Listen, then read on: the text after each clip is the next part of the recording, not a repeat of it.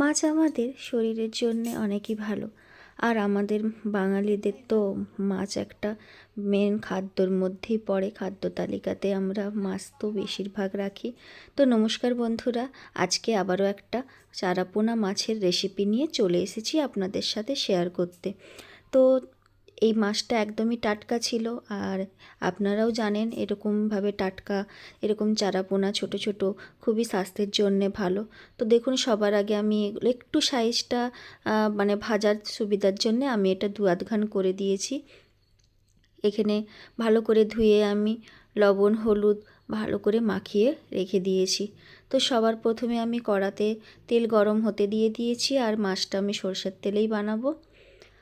আর সবার আগে একে একে আমি মাছগুলোকে ভেজে নিচ্ছি। এটা একবারে পাতলা ঝোল করব আমি মাছটার। তো এর সাথে আমি কী দিচ্ছি পুরো ভিডিওটা একটা লাইক দিয়ে দেখার শুরু করার অনুরোধ রইল। মাছগুলোকে একটু ভালো করেই ভাজবো। আর এই মাছে মানে এতটাই গুণাগুণ আছে যেটা বলাই বাহুল্য। আর এখানে আমি মাছের সাথে যে ঝোলটা বানাবো তার জন্যে দেখুন এখানে আলু নিয়েছি একটু মটরশুঁটি, আদা কুড়িয়ে নিয়েছি, রসুন নিয়েছি, পেঁয়াজ কেটে নিয়েছি, আর নিয়েছি টমেটো। তো এটা শুধু আলু দিয়ে নয়, এটার সাথে আমি আলু আর পেঁপে পুরো হেলদিভাবেই বানাবো। আর একদমই তেল মশলা খুব কম দিয়েই বানাবো, যাতে বাচ্চা থেকে বয়স্ক মানুষ সবাইয়ের যাতে এটা খেলে উপকারিতা হয়। আর আপনারাও এরকমভাবে বানিয়ে বাড়িতে যদি ছোট বাচ্চা এবং বয়স্ক কেউ থাকে বা আমাদের নিজেদের স্বাস্থ্যের জন্যও কিন্তু খুব ভালো। আমি এখানে পেঁপেগুলোকে জলে ভিজিয়ে রেখে দিয়েছি, আর বাকি মাছটাও আবারও ভেজে নিচ্ছি। কিছুটা মাছ আমি ভেজে আগে থেকে তুলে রেখে দিয়েছি, আর বাকি যেটা ছিল সেটাও আমি ওটাই ভেজে নিচ্ছি। আমি মাছে একটু কাঁটা থাকে বলে অনেকে এটা খেতে চান না, কিন্তু স্বাস্থ্যের জন্যে বড় মাছের থেকে এই রকম মাছ খাওয়া কিন্তু খুবই ভালো। এতে কোনো রকমের ফ্যাট জাতীয় জিনিস থাকে না, কোলেস্ট্রল বাড়বে না এইসব মাছ খেলে। আর বাচ্চাদের বয়স্কদের যদি এই রকম মাছের পাতলা ঝোল করে খাওয়ানো যায় তো খুবই ভালো হয়। দেখুন একে একে আমার সব মাছগুলোই কিন্তু ভাজা হয়ে গেছে। এবার আমি মাছের যেটুকু তেল ছিল সেই তেলেই বাকি রান্নাটা করব।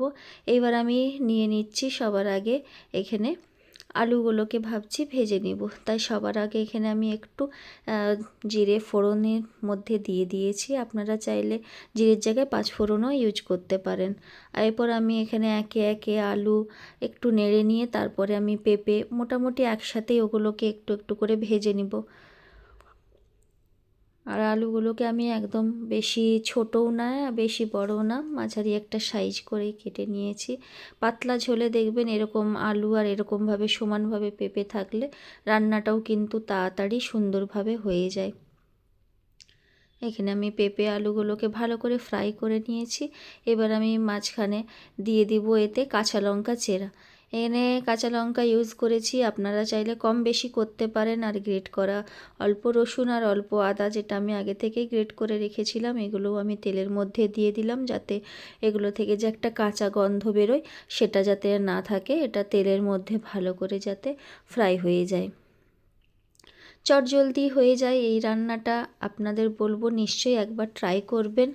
আর এখানে যখন আদা রসুনটা হালকা ভাজা হয়ে গেছে তার উপরেই আমি পেঁয়াজ কুচি ওগুলো অ্যাড করে দিচ্ছি। আর আপনারা চাইলে এতে পেঁয়াজ রসুন আদা স্কিপও করতে পারেন, যদি চান একদম নিরামিষভাবে তাহলে নিরামিষভাবেও করতে পারেন এটাতে জিরে পাউডার ধনে পাউডার এগুলো দিয়ে।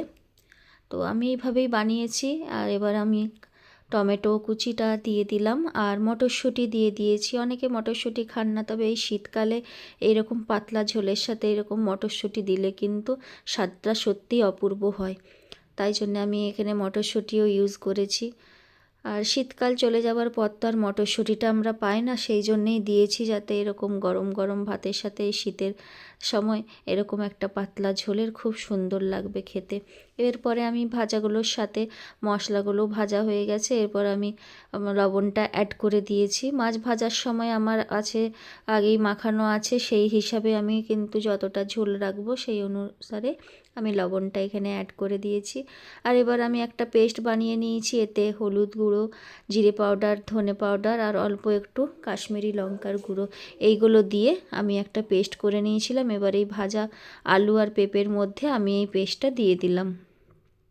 তাতে মশলাটা কিন্তু কোনো শুকনো যে জ্বলে যায় মশলা সেই ভাবটাও থাকে না। একবারে ভাজার পরে এটা দিয়ে দিলে সুন্দরভাবে হয়ে যায়। দেখুন তারপরে কষিয়ে নিয়ে আমি আবার একটু জল দিয়েছিলাম, আর একবারে যখন আলু আর পেঁপে আমার সেদ্ধ হয়ে গেছিলো তখন আমি ভেজে রাখা মাছটা দিয়ে দিয়েছিলাম। আর এখন জাস্ট ঝোলটা একটু ফুটে গেছে, এবার আমি গ্যাসের ফ্লেমটা অফ করে দিয়েছি। আর দেখুন খুব সুন্দর আমার মাছের ঝোল দিয়ে আলু পেঁপের তরকারিটা খুব সুন্দর হয়ে গেছে। তো আজকের মতন আসি, সবাই ভালো থাকবেন, সুস্থ থাকবেন। আর যদি এই রেসিপিটা একটু হলেও আপনাদের ভালো লাগে, প্রিয়জনদের সাথে শেয়ার করবেন আর কমেন্ট করবেন, কেমন হয়েছে সেটাও জানাবেন। আপনারাও নিশ্চয়ই এটা বাড়িতে ট্রাই করবেন। আজ তাহলে আসি, ভালো থাকবেন।